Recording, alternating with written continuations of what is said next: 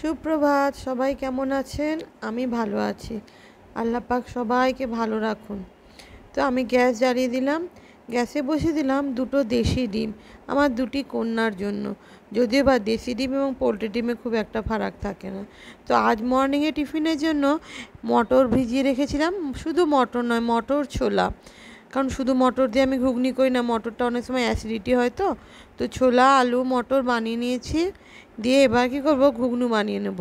ঘুগনি বানাবার জন্য আমি কুকারে মটর আলু ছোলা দিয়ে দিলাম এবং এর সাথে দিয়ে দেব নুন। একদম পরিমাপ মতো নুনটা দিয়ে দেবো, যেন আলাদা করে আর নুন অ্যাড করতে না হয়।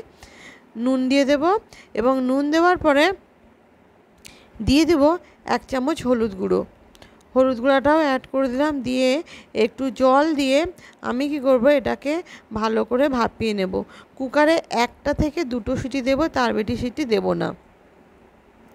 তো আমি কি করলাম, এইটাকে ভাপিয়ে নেব। অনেকে একসাথে কষেই ঘুগনি বানায়, বাট আমি দেখেছি এইভাবে আলাদা করে ভাপিয়ে ঘুগনি বানালে বেশ টেস্ট লাগে। তো অন্যদিকে কড়াইতে তেল গরম করলাম, গরম করে তাতে 2টো এলাচ 2টো তেজপাতা আর 2টা কাঁচা লঙ্কা অল্প চিড়ে দিয়ে দিলাম। কাঁচা লঙ্কা কিন্তু গোটা দিলে ফুটফুট করে ফাটে, চোখে টোখে পড়ে যেতে পারে। উপর থেকে অ্যাড করে দিলাম একটু পেঁয়াজ। পেঁয়াজের সাথে 2-4 টুকরো টমেটোও পড়ে গেছে। তো একসাথে আমি ওটাকে বাদামি বাদামি করে ভেজে নেব। বাদামি বাদামি ভেজে নিয়ে গেলে বাকি টমেটোগুলো অ্যাড করে দেবো। টমেটো অ্যাড করে দেওয়ার পরে দিয়ে দিলাম আদা রসুন বাটা। আদা রসুন পেস্টটা আমি অল্প পরিমাণেই দিই, খুব বেশি দিই না, কারণ আমি রান্নায় মশলা কমই দিই।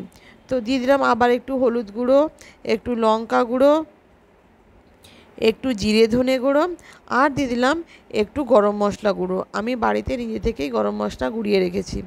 গরম মশলা গুঁড়ো দিয়ে এবার ভালো করে মশলাটা কষে নেব। নুনটা আগে থেকেই ওখানে দিয়ে দিয়েছি, যাতে এক্সট্রা করে আর এখানে নুন দেওয়ার প্রয়োজন পড়েনি। তো ভালো করে আমি কষিয়ে নেব। ততক্ষণ পর্যন্ত কষিয়ে নেব যতক্ষণ মশলা থেকে তেলটা না ছেড়ে দেয়। তারপর আগে থেকে সিদ্ধ করে রাখা ওই যে ছোলা আলু মটরকে এবার ওই কষানো মশলার উপরে দিয়ে দেব। দিয়ে আবার একটু নেড়ে চেড়ে নেব। এবার যদি জল মানে ঘনত্বটা আপনার যেমনটা প্রয়োজন হয় সেই অনুসারে জল দেবেন। আর যদি মনে হয় যে না আর দরকার নেই, জল দেওয়ার প্রয়োজন নেই, দেখুন আমার ঘুগনি একদম রেডি। এবার মুড়ি স্যালাড আর ঘুগনি পরিবেশন করে নিলাম।